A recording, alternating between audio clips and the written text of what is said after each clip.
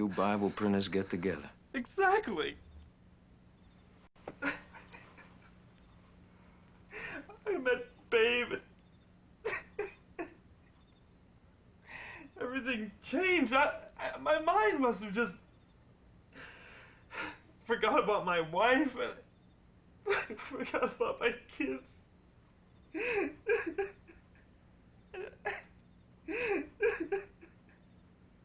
She told me to meet her here. I guess she's not coming back. Go home, kid. People love to forgive. It gives them power. Your wife, sure, she bugs you sometimes. They all do. But they're the ones who forgive. Not women named Babe. Women named Babe, they'll eat you for breakfast with a cup of Ovaltine. Go back to Salt Lake, print Bibles. That's grift enough for you. Hey, kid, one thing. How'd you pull that stunt at the canyon? The body at the bottom of the canyon? Yeah. That was the real Lonsdale. I just dropped to the ground and went under the car.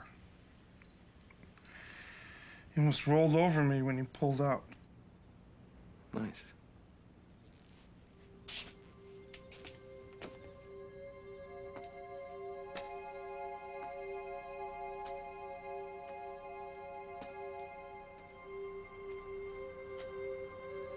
So there's Mitch Allison. 2 pockets full of nothing. Your wife, gone. 50 grand, gone.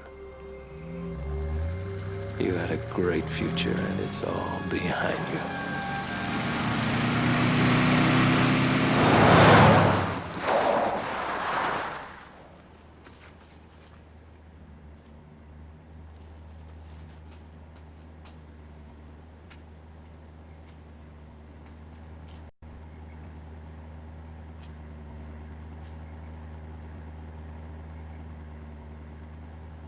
Did you really have the 50,000?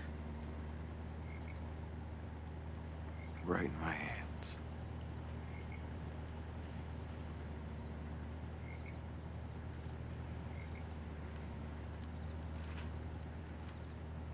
Get in.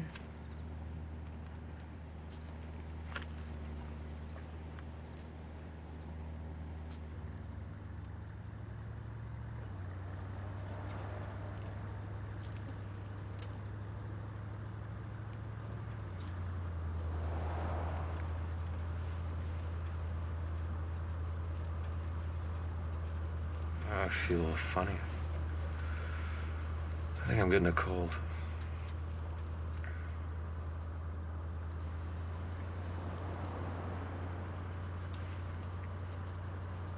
No, I don't know. I don't know if I have it in me anymore. Nobody can be smart all the time. When was I ever smart? Just think of all the people who want to kill you. They want to kill you so badly if you hadn't outsmarted them. You think? I bet you could steal the socks off a guy with sore feet. Without even taking off his shoes. Mitchie,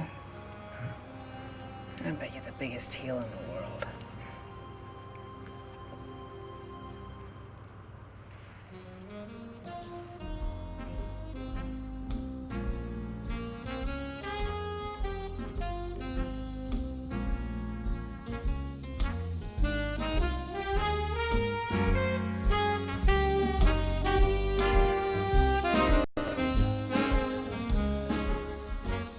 You can live your life safe.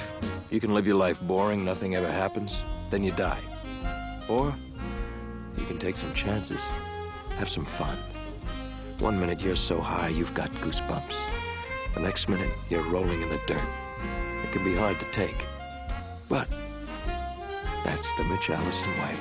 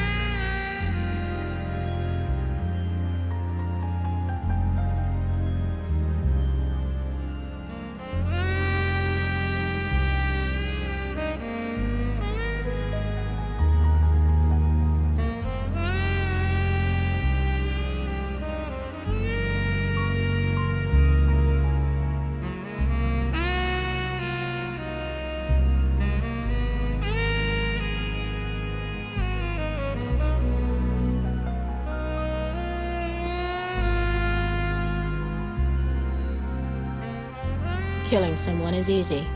Getting rid of the body's the hard part. Someone's bound to come sniffing around eventually. So you gotta teach them not to stick their noses where they don't belong.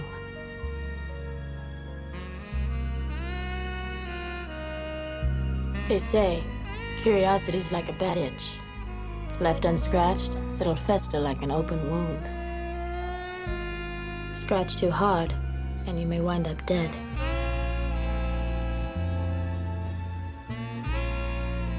I think a little curiosity's healthy in a person.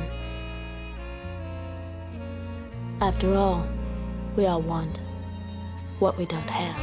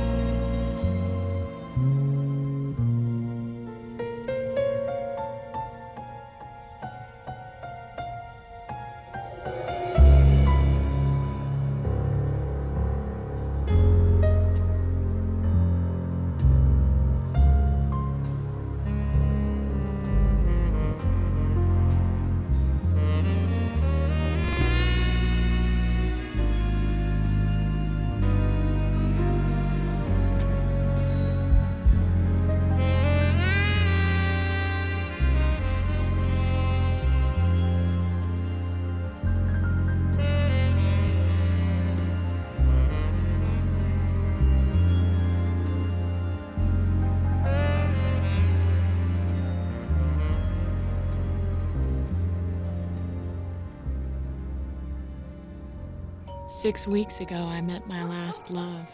By last, I don't mean latest. I mean my first and final one. Paul and Jean Medill and Annie Ainsley for Dwight Billings, please. Well, I met him through Jean. Jean collects people like a velvet evening wrap collects lint. I've always been the fifth wheel on the wagon, so that night was nothing new. Or so I thought. Would you give the man your... I walked down the longest hallway I'd ever seen, and suddenly you turn to your left and come down steps onto the floor of the drawing room.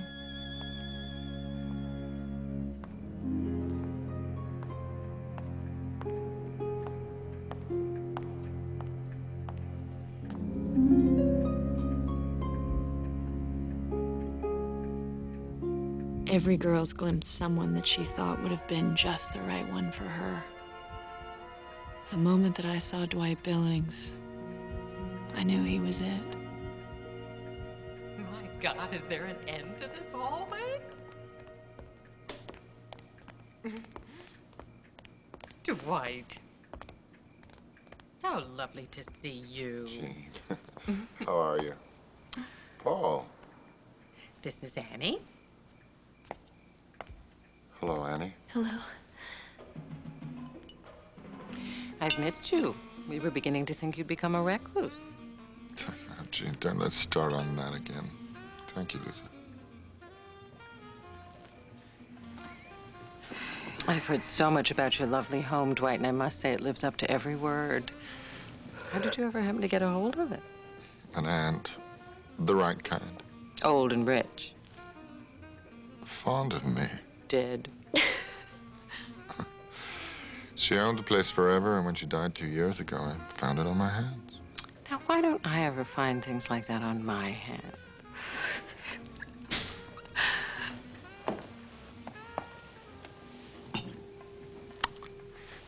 Psst. Why are your eyebrows up? Are they up? Yes, they're up. Oh, he just seems so sad, don't you think? Didn't you notice? I suppose so. I don't think I've ever seen him so blue.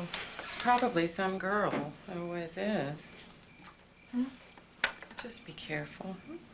Jean, I'm the most careful girl you know. Careful girls don't put their cigarettes out in martinis.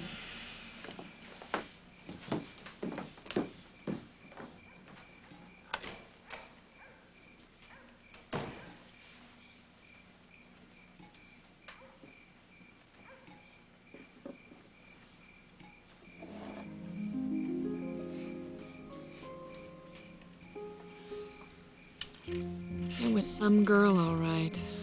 Some girl who wore cheap perfume. I wondered who she was and what she did to make him feel that way. I didn't have to wonder for long.